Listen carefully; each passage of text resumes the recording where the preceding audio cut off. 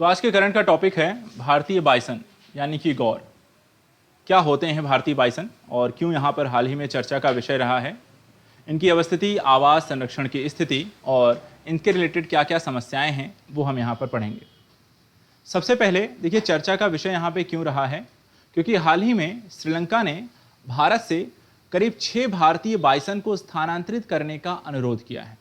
और ऐसा इसलिए क्योंकि श्रीलंका में बाइसन नहीं रहे हैं और भारत में बाइसन पर्याप्त मात्रा में।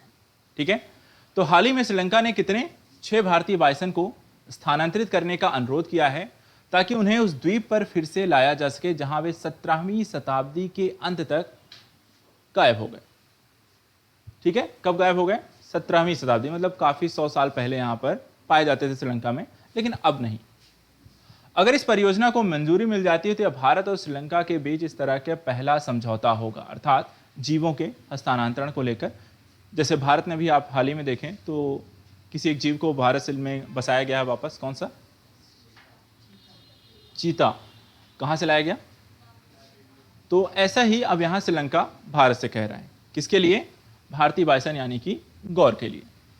देखते हैं भारतीय बाइसन से संबंधित कुछ महत्वपूर्ण तथ्य। सबसे पहले देखा जाए तो भारतीय बाइसन या गौर, इसे हम बोस गौरस भी कहते हैं, भारत पाए जाने वाले जंगली मवेशियों की सबसे बड़ी प्रजाति है और ये सबसे बड़ा मौजूदा बोवाइन यानी कि गो जातीय जीव है।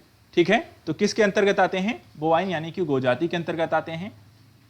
और दुनिया में गौर की संख्या का लगभग 13,000 से लेकर 30,000 है टोटल जो संख्या है इनकी, जिसमें से करीब 85% यहां पर जो संख्या पाई जाती है वो सिर्फ और सिर्फ भारत में पाई जाती है। अर्थात एक बड़ी संख्या मोस्टली आपको देखी जाए तो सिर्फ यहां पर भारत में ही मौजूद है। फरवरी 2020 में आयोजित प्रजातियों के लिए पहली बार जनसंख्या आकलन के अभ्यास के परिणामों के अनुसार लगभग 2000 भारतीय गौरों का नीलगिरी वन प्रभाग में होने का आकलन किया गया है। ठीक है, नीलगिरी कहां पड़ता है?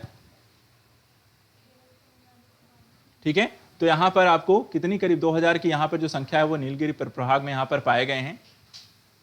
अब स्थिति कहां है, अर्थात किन किन क्षेत्रों में ये फैले हुए हैं या इनकी आवास जो स्थिति होती है, तो देखा जाए तो दक्षिण और दक्षिण पूर्व एशिया में पाए जाते हैं। भारत कहां आता है? दक्षिण में आता है, तो भारत में देखिए इसीलिए संख्या यहां पर सबसे ज्यादा है। और दक्षिण पूर्व एशिया का कोई एक देश का नाम बताइए।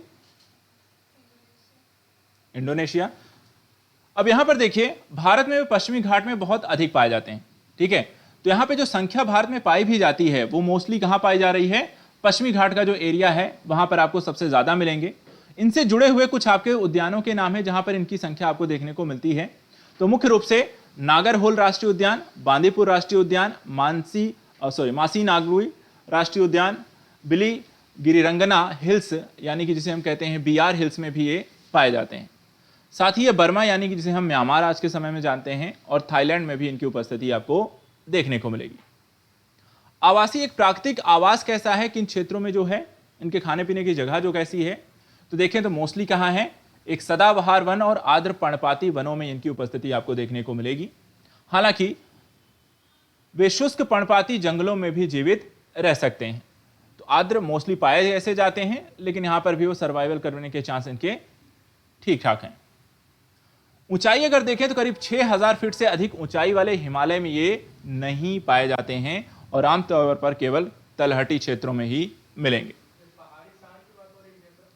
नहीं, सांड नहीं होते हैं। गौर अलग एक प्रजाति है, गाय प्रजाति की होती है, काफ़ी बड़ी होती है और ब्लैक कलर की होती है। ठीक है, बड़े बड़े सींग होती हैं आपकी। तो गौर बेसिकली हम उन्हें बोलते हैं, सांड नहीं बोलते हैं, इसीलिए उसको शॉर्ट फॉर्म ज़्यादातर जो नाम हम जानते हैं वो गौर के नाम से जानते हैं। ठीक है, तो एक मिनट,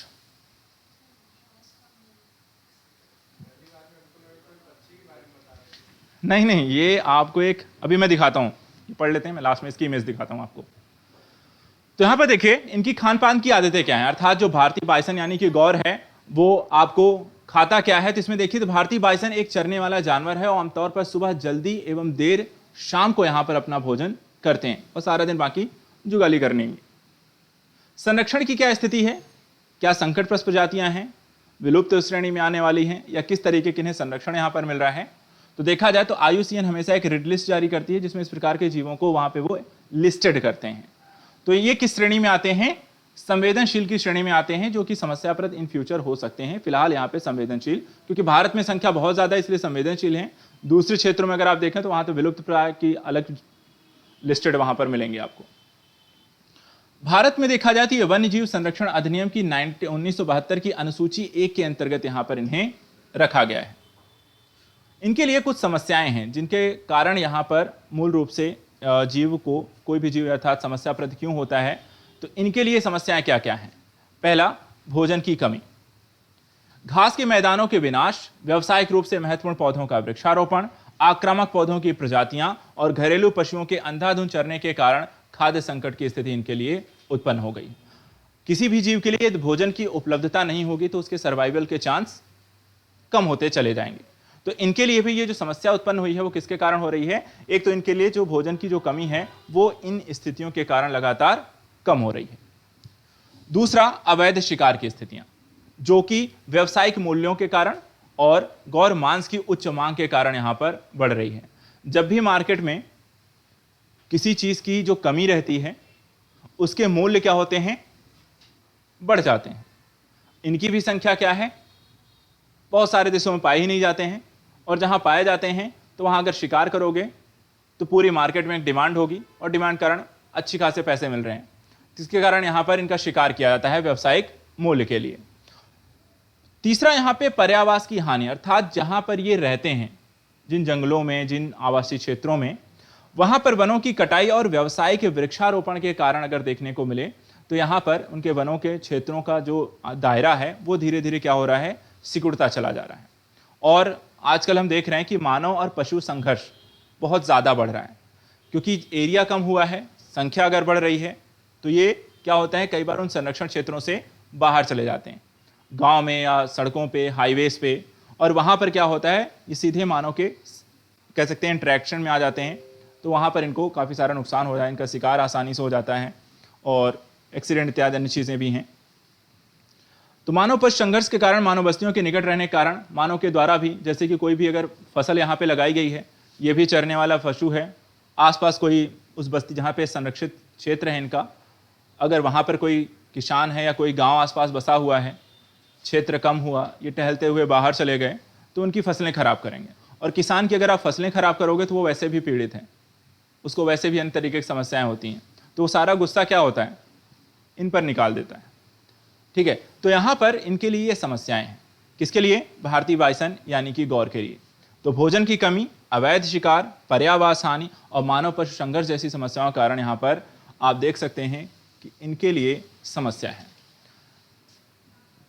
अब आपको मैं दिखा देता हूं ये बाइसन जो हैं या गौर जो हैं ये कौन से हैं।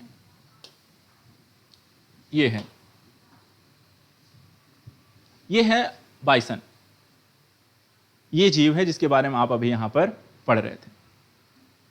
ठीक है, तो आज के लिए इतना ही, बाकी का फिर हम कल के अपने लेक्चर में देखेंगे।